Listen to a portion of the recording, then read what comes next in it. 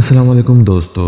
वैसे तो हमारा चैनल देसी और विदेशी पक्षियों और जानवरों के बारे में दिलचस्प मालूमात देने के लिए है, पर आज हम हाजिर हुए हैं एक नए टॉपिक के साथ जो कि है पक्षियों की ब्रीडिंग सीजन, यानी बच्चे और अंडे देने के दोनों में इनका गैर कानूनी शिकार। पक्षी हमारे इकोसिस्टम यानी माहौलियाती निज़ाम का एक सुंदर और ज़रूरी हिस्सा है जो हमें फितरत के सुंदर नज़ारे दिखाते और अपनी मधुर आवाज़ें सुनाते हैं। पर अब इस शानदार मखलूक को एक बड़ी खतरे का सामना है और वो खतरा है पक्षियों की ब्रीडिंग सीजन के समय इनका गैर कानूनी शिकार। ये एक बहुत ही घिनौना काम है जो न सिर्फ एक पक्षियों की जिंदगियों को खतरे में डालता है बल्कि हमारे माहौल की बैलेंस को भी आउट कर देता है। तो दोस्तों, इस वीडियो में हम पक्षियों की आबादी पर गैर कानूनी शिकार के खतरनाक असरात और इस गैर कानूनी काम को रोकने के लिए जो एफर्ट्स उठाने चाहिए इस पर बात करेंगे। हम उम्मीद करते हैं कि इस वीडियो के जरिए हम अपने समाज को ये मैसेज जरूर दे सकते हैं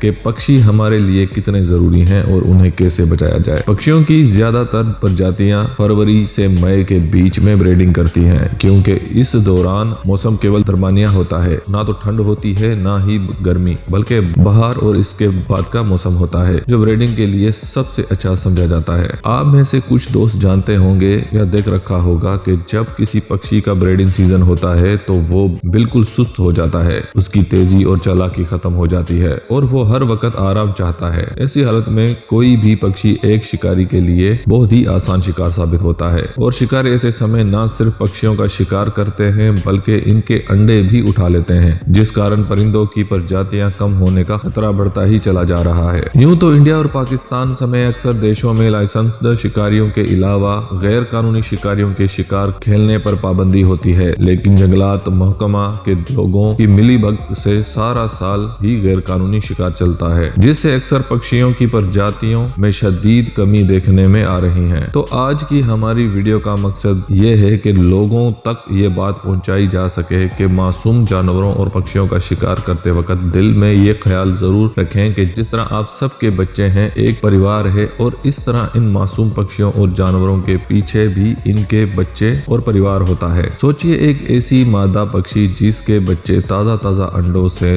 निकले हों, अगर उसे मार दिया जाए तो इन छोटे मासूम जानों के लिए खाने का इंतजाम कैसे हो सकेगा। इसका नतीजा यही होगा कि मादा के साथ साथ इसके बच्चे भी जान से हाथ धो बैठेंगे। ब्रीडिंग सीजन के दरमियान पक्षियों के गैर कानूनी शिकार को रोकने, इनके बचाव को यकीनी बनाने के लिए बहुत जरूरी है। ब्रीडिंग सीजन के बीच परिंदों का गैर कानूनी शिकार परिंदों की आबादी और इनके रहायश गाहों पर तबाहकन असर डाल रहा है। इस खतरे का मुकाबला करने के लिए हम सबको मिलकर काम करना चाहिए। इस हवाले से हमारे मन में कुछ सब्जेक्शंस हैं जिनके जरिए से इस खतरे का मुकाबला किया जा सकता है। नंबर 1, गैर कानूनी शिकार को रिपोर्ट करें। अगर आप किसी को गैर कानूनी तौर पर परिंदों का शिकार करते हुए देखें तो फौरन मकामी पुलिस स्टेशन, जंगलात महकमा या पक्षियों के लिए काम करने वाली NGOs को इसके बारे में इत्तला दें। नंबर 2, लोगों को पक्षियों के शिकार के नुकसान के बारे में बताया जाए, बल्कि स्कूल लेवल से ये सोच डेवलप करवाई जाए कि ये कितना बड़ा जुल्म है और इससे हमारे इकोसिस्टम का बैलेंस खराब हो सकता है। इसलिए पक्षियों की हिफाजत और बचाव बहुत जरूरी है। लोगों को इस बात पर मनाया जाए कि वो घर के छत पर एक छोटा बर्ड हाउस रखने पर तैयार हो जाए ताकि छोटे पक्षी आसानी से इन बर्ड हाउसिंग में ब्रीडिंग कर सकें।